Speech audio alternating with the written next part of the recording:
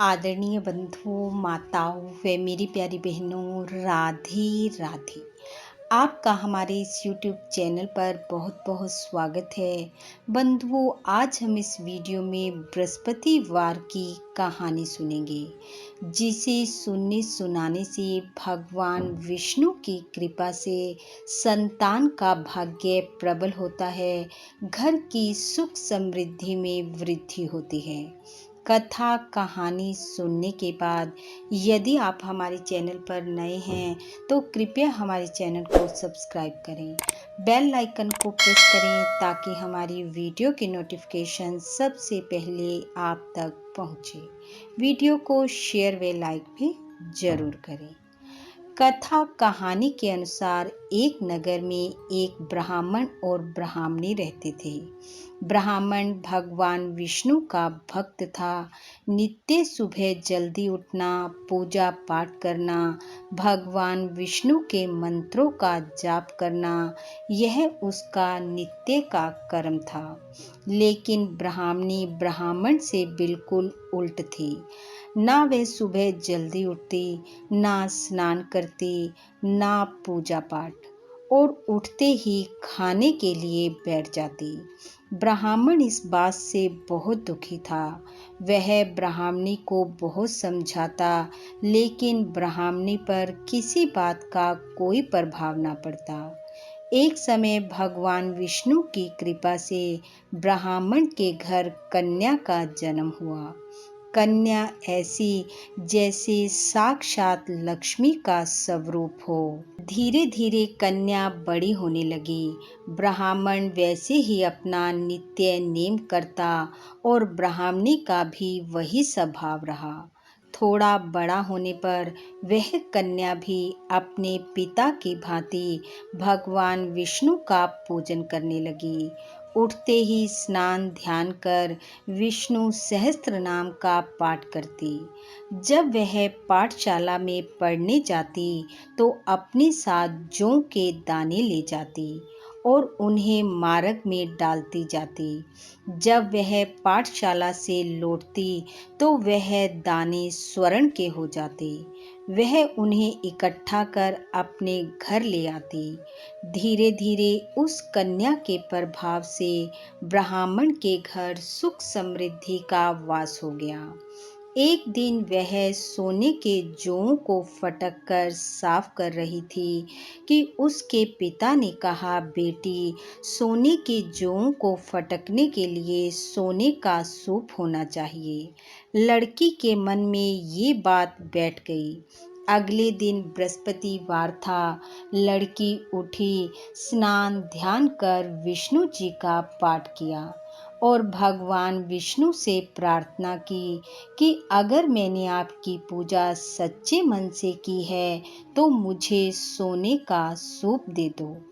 पाठशाला से वापस आते हुए उसे सोने का सूप मिला, जिसे वह घर ले आई। एक दिन वह फिर से सोने के सूप में सोने के जौ फटक रही थी। उसी समय नगर के राजा का पुत्र वहां से होकर गुजरा। उस लड़की के कार्य और रूप को देखकर उस पर मोहित हो गया और घर जाकर अन्न जल का त्याग कर सो गया। जब राजा को इस बात का पता चला तो वह राजकुमार के पास गया और पूछा, बेटा, क्या बात है? किसी ने तुम्हें कुछ कहा है? तुम क्या चाहते हो, बताओ। तुम्हारी नाराजगी का क्या कारण है? राजकुमार बोला, मुझे किसी ने कुछ नहीं कहा। मैं उस कन्या के साथ विवाह करना चाहता हूँ जो सोने के सूप में सोने के जौ साफ कर रही थी। राजा ने कहा, बेटा, इस तरह की कन्या का पता तुम ही बताओ, मैं अवश्य उसके साथ तुम्हारा विवाह कर दूंगा। राजकुमार ने उस लड़की के घर का पता बताया। राजा के मंत्री ब्राह्मण के घर गए और कहा कि राजा अपने पुत्र का विवाह तुम्हारी पुत्री के साथ करना चाहता है।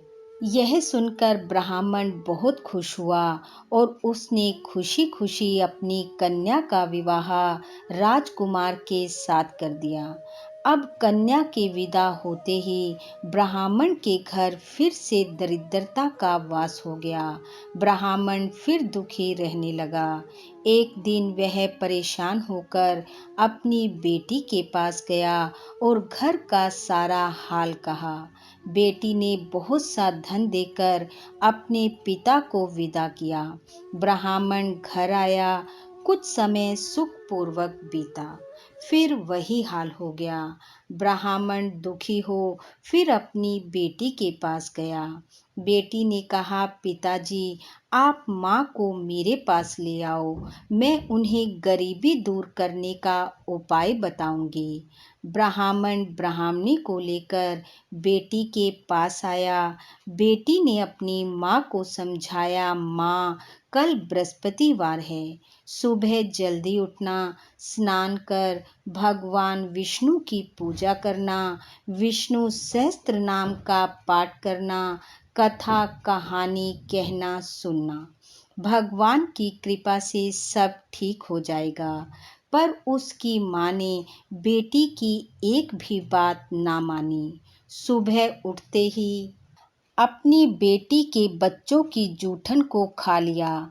इस बात पर उसकी बेटी को बड़ा क्रोध आया।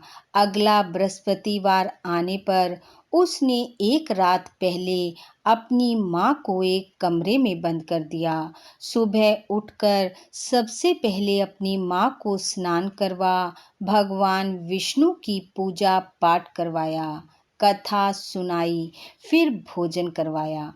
धीरे धीरे उसकी माँ की बुद्धि ठीक होने लगी।